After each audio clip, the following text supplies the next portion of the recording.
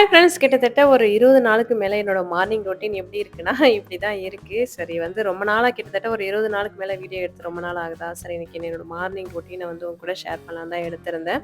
அன்னைக்கு காலையிலேயே வந்து பார்த்தீங்கன்னா, அப்பாவுக்கு காலைல போய் இளநீ வாங்கிட்டு வந்து குடுக்குறதுக்காக போயிருந்தேன். ரொம்ப மாத்திரை இதெல்லாம் கிட்டத்தட்ட ஒரு 3 வாரத்துக்கு மேல ஹாஸ்பிட்டல்லே இருக்கலாம். ரொம்ப ஹீட் ஆயிடுச்சாம். அதனால வந்து சரி டீ, காஃபி குடுக்குறத விட இளநீ குடுக்கலான்றதுக்காக இளநீ வாங்க தான் போயிருந்தேன்.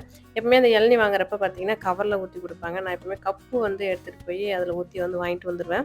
இங்க பார்த்தீங்கன்னா, இளநீக்கு அவ்ளோ கிராக்கி. போய் வாங்கிட்டு வரதுக்குள்ள பார்த்தீங்கன்னா, அவ்ளோ கியூ நிக்கும். ஒரு இளநீ வந்து பார்த்தீங்கன்னா, ரூ. 35 2 இளநீ குடிச்சா தான் கரெக்ட்டா இருக்கும். 2 இளநீ வாங்கிட்டு வந்திருந்தேன். அப்பாவுக்கு இப்ப என்ன ப்ராசஸிங் போயிட்டுருக்குன்னா, அந்த கால் சத வைக்கிறதுக்காக, அதில இருக்கிற அழுக்கெல்லாம் வந்து எடுக்கிறது, அந்த எக்ஸ்ட்ரா சதலாம் எடுக்கிறதுக்காக அதான் வந்து போட்டுருக்காங்க. அப்பாவ காட்டுறதுக்கு வந்து மறந்துட்டேன். எப்படி இருக்கு காலுன்றது மட்டும் தான் காமிச்சேன். நெக்ஸ்ட் டைம் வந்து காமிக்கிறேன்.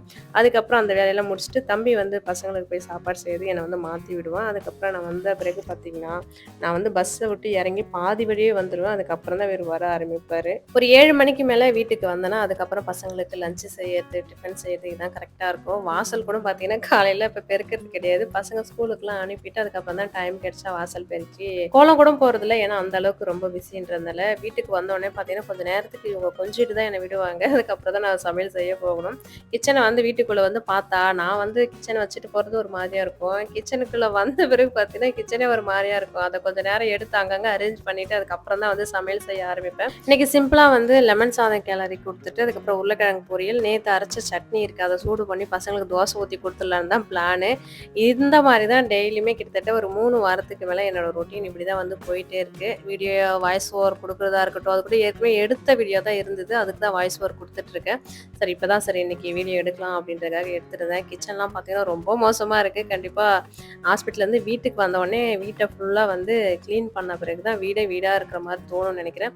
வீடியோ எடுக்காத காரணமும் அது ஒண்ணு. ஏன்னா மணி பிளான்ட் எல்லாமே வந்து வாடி போயிடுச்சு. என்ன சொல்றது? கிச்சனே வந்து தலைகீழா இருக்கிற மாரி தான் இருக்கு. ஏன்னா வந்து அவசர அவசரமா காலையில வரேன்னா, டிஃபன் செய்யணும், லஞ்ச் செய்யணும், மறுபடியும் ஹாஸ்பிட்டல் சாப்பாடு செஞ்சு எடுத்துட்டு போறேன்னா, அதனால வந்து அ அவங்க வந்து நைட்டு வந்து டிஃபன் செய்றாங்களா, அதனால கிச்சனே வந்து பார்த்தீங்கன்னா, தலைகீழா இருக்கிற மாரி தான் இருக்கு.